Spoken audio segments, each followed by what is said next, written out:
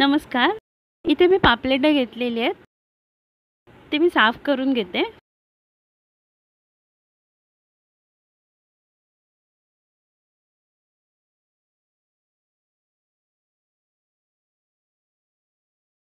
हे तळायसाठी मी वरतून चिरा देते. आणि इथे मी बारीक पीस करून कढीसाठी आणि सारासाठी वेगळे काढून घेतलेले आहेत.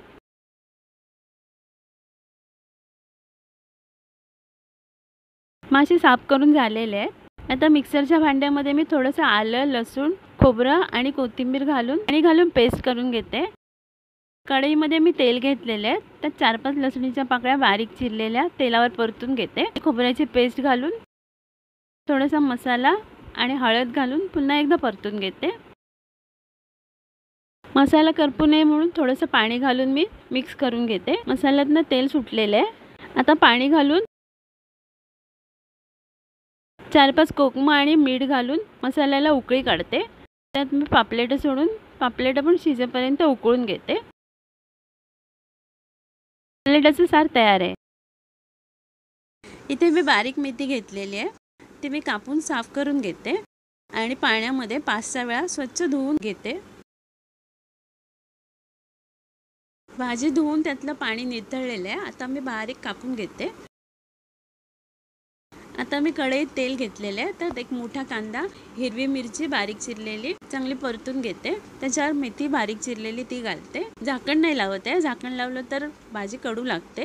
आता वरून मीठ घालते आणि भाजी परतून घेते. भाजीतनं पाणी सुटलेलं आहे. आता मी भाजीत किसलेलं खोबरं घालते. इथे मी आंबाडे घेतलेले आहेत. त्याची वरची साल काढून घेते. इथे मी कढी करायसाठी वाटप काढून घेतलेलं आहे. त्याची रेसिपी मी बऱ्याचदा माझ्या व्हिडिओमध्ये शेअर केलेली आहे.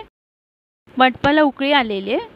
त्यात मी पापलेट घालते आणि चवीप्रमाणे मीठ घालून उकळी काढून शिजून घेते.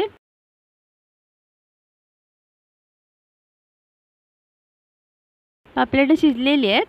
पापलेटाची कढी तयार आहे. इथे मी भांड्यात कांदा आणि मिरची कापलेली घालते. डायरेक्ट तेल घातलं तर भांडं तडकतं म्हणून मी अगोदर कांदा घालते, वरून तेल घालते आणि कांदा परतून झाल्यावर काळी मिरी पावडर, हळद घालून परतून घेते. त्याच्यावर साफ केलेल्या तिसऱ्या झाकण लावून शिजून घेते.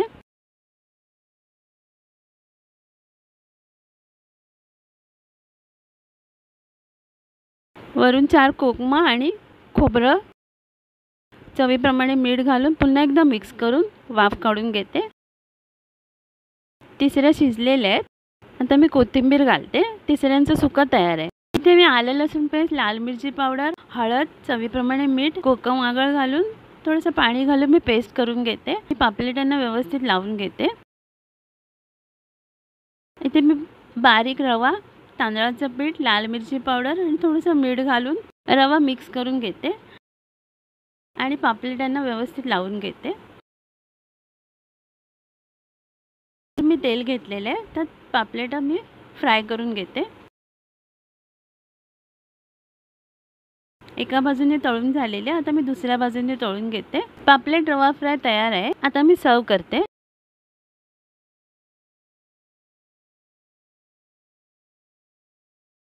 आजची पापलेटची रेसिपी तुम्हाला आवडली असेल तर नक्कीच लाईक, शेअर, सबस्क्राईब आणि कमेंट करायला विसरू नका. धन्यवाद.